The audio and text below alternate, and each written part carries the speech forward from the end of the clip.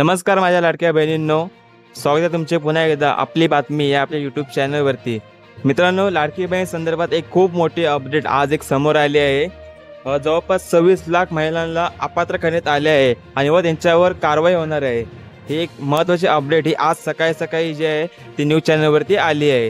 तर मित्रांनो, काय ही अपडेट संपूर्ण माहिती मी या व्हिडिओमध्ये तुम्हाला सांगणार आहे। नक्की काय कारवाई होणार आहे आणि व किती लाख महिला अपात्र झाल्या आहेत व यांच्यावरती पुढील कोणत्या कोणत्या जिल्ह्यामध्ये अपात्र झाले एवढे देखील मी तुम्हाला या व्हिडिओमध्ये सांगणार आहे। व्हिडिओ तुमच्यासाठी खूप महत्त्वाचा असणार आहे, मग व्हिडिओ संपूर्ण पहा। खूप छोटा व्हिडिओ असणार आहे। चॅनलवरती पहिल्यांदा व्हिजिट केलं असेल तर चॅनलला सबस्क्राईब करून ठेवा, व्हिडिओला लाईक देखील करा। मित्रांनो, तुम्ही त्या स्क्रीनवरती पाहू शकता राज्यातील लाडकी बहीण योजनेचा लाभ घेणाऱ्या 26 लाख महिला या अपात्र ठरल्याची प्राथमिक माहिती समोर आली आहे। या अपात्र लाभार्थ्यांची आता जिल्हास्तरीय सूक्ष्म छाननी सुरू असल्याची माहिती राज्याच्या महिला आणि बाल कल्याण मंत्री आदित्य तटकरे यांनी दिली। या छाननीतून अपात्र ठरलेल्या या महिलांवर योग्य ती कारवाई होईल असंही त्या म्हणाल्या।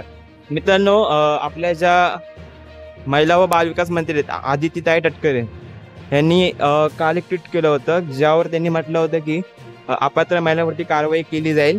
सोबतच त्यांनी जिल्हास्तरीय चौकशीचे आदेश देखील सांगितले आहेत। म्हणजेच की सूक्ष्म त्यांची पहिले तर त्यांनी सूक्ष्म स्तरावरती एक चाचणी होणार आहे। म्हणजेच की पहिल्यांदा चेक केले जाईल की त्यांनी खोटे फॉर्म भरलेत का, म्हणजे ते पहिले त्यांनी निकष पण चेक केले जातील की नक्की योजनेचे निकष काय होते आणि व त्यानुसार त्यांना पात्र आणि अपात्र ठेवायचे की नाही असे त्यांनी आदेश जे आहे ते त्यांनी जिल्हास्तरीय शासनाला दिले आहेत।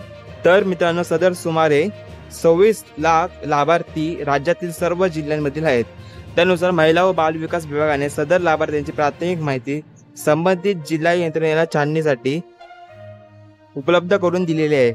त्यानुसार हे लाभार्थी योजनेच्या निकषानुसार पात्र ठरतात की नाही याबाबत सूक्ष्म छाननी क्षेत्रीय स्तरावर सुरू आहे। मित्रांनो, जे मी तुम्हाला आधी म्हटलं तेच इथे मित्रांनो लिहिले आहे की एक छोटी चौकशी आधी होईल, म्हणजेच की ज्यानुसार लाडकी बहीण योजनेच्या निकषानुसार ते पात्र होतात की नाही त्यानुसार त्यांना पुढे हप्त्यासाठी ते पात्र आहेत की अपात्र आहेत हे ठरवले जाईल। व जर ते पात्र असतील तर त्यांचे हप्ते जे आहेत ते सुरूच राहणार आहेत, पण जर त्या चौकशीमध्ये अपात्र निघाले तर मग त्यांचे हप्ते आताच्या आता लगेच बंद केले जातील, हे लक्षात ठेवा। तर मित्रांनो व भगिनींनो, छाननी अंती जे लाभार्थी अपात्र ठरतील त्याबाबत माननीय मुख्यमंत्री श्री देवेंद्र साहेब फडणवीस व उपमुख्यमंत्री एकनाथ शिंदे साहेब व दुसरे उपमुख्यमंत्री अजितदादा पवार यांच्या मार्गदर्शनानुसार योग्य ती कारवाई करण्यात येईल। म्हणजे की मित्रांनो, आपले जे सीएम साहेब आहेत फडणवीस साहेब, एकनाथ शिंदे साहेब, अजित पवार साहेब यांच्यानुसार कारवाई केली जाईल। म्हणजे मित्रांनो, कारवाईमध्ये नक्की मित्रांनो काय होणार आहे, म्हणजे काय गुन्हा दाखल होणार का, किंवा ज्या अंगणवाडी सेविका आहेत त्या घरोघरी जाऊन तुमच्याकडून पैसे वसूल करणार का, किंवा काय अजून काय फाईन भरायला लागणार का, याबाबत अजून कोणतीही माहिती जी आहे ती सरकारने अजून सांगितली नाही। फक्त कारवाई होणार एवढेच त्यांनी सांगितले आहे। त्यानंतर मित्रांनो, राज्य सरकारने जे शोधकाम केले होते म्हणजे पात्र की अपात्र, ह्याच्यामध्ये जवळपास 26,34,000 महिला जे आहेत ते अपात्र निघाले आणि हे सर्व लाभार्थी मित्रांनो पात्र नसतानाही 1500 रुपये दर महिन्याला घेत होते। त्यामुळे मोठ्या प्रमाणावर सरकारची जी आहे ते फसवणूक झाल्याचे इथे स्पष्ट झालेले आहे। यावर तोडगा म्हणून राज्यभरातील सर्व पात्र लाभार्थ्यांची पुन्हा एकदा KYC पडताळणी करण्याचा निर्णय घेण्यात आला आहे। तुमचे जे डॉक्युमेंट आहेत व्हेरिफिकेशनचे पुन्हा एकदा KYC माध्यमातून स्पष्ट केले जातील आणि त्यानंतर या योजनेत एकूण 2,63,00,000 महिलांनी नोंदणी केली होती। त्यापैकी 2,41,00,000 महिलांना पात्र ठरवलेल्या विधानसभा निवडणुकीनंतर शिल्लक राहिलेल्या 11 लाख अर्जांची तपासणी केल्यानंतर 7,76,000 अर्ज अपात्र ठरले आहेत। जून महिन्यात सरकारने या योजनेचा सखोल आढावा घेण्याचे ठरवले।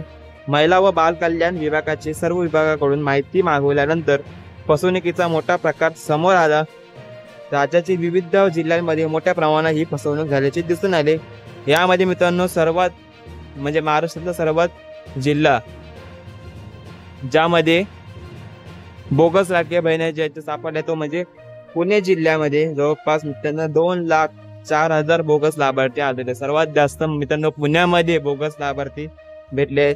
त्या खालोखाल एकनाथ शिंदेचा जो जिल्हा आहे तो म्हणजे ठाणे जिल्हा, त्या जिल्ह्यामध्ये पण मित्रांनो जवळपास 1,25,00,000 1,25,300 तर अहिल्यानगरमध्ये 1,25,756, तर नाशिकमध्ये 1,86,800, तर संभाजीनगरमध्ये 1,04,700, तर कोल्हापूरमध्ये 1,01,400, तर मुंबई उपनगरामध्ये 1,13,000, तर नागपुरामध्ये जी आपली महाराष्ट्राची उपराजधानी आहे त्यामध्ये मित्रांनो 55,500, तर बीडमध्ये 71,000, तर लातूरमध्ये 69,000, तर सोलापूरमध्ये 1,04,000, तर साताऱ्यात 86,000, सांगलीत 90,000, पालघरमध्ये 72,000, नांदेडमध्ये 92,000, जालना जिल्ह्यामध्ये 73,000, तर धुळ्यात 75,000, तर अमरावतीमध्ये 61,000 बोगस लाभार्थी उघडकीस आले आहे. मित्रांनो सर्व महाराष्ट्र जिल्ह्यामध्ये खूप बोगस लाडक्या बहिणी बाहेर आता ज्यांची मित्रांनो बाहेर आले आहेत.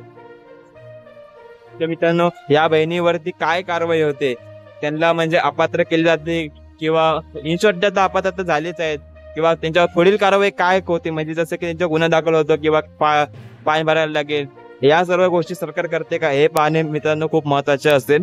तुम्हाला काय वाटते मित्रांनो, अपात्र बहिणीवरती कारवाई केली पाहिजे का, व तुम्हाला लाडक्या बहिणीचे हप्ते येतात का, हे आम्हाला तुम्ही कमेंट बॉक्समधून नक्की कळवा.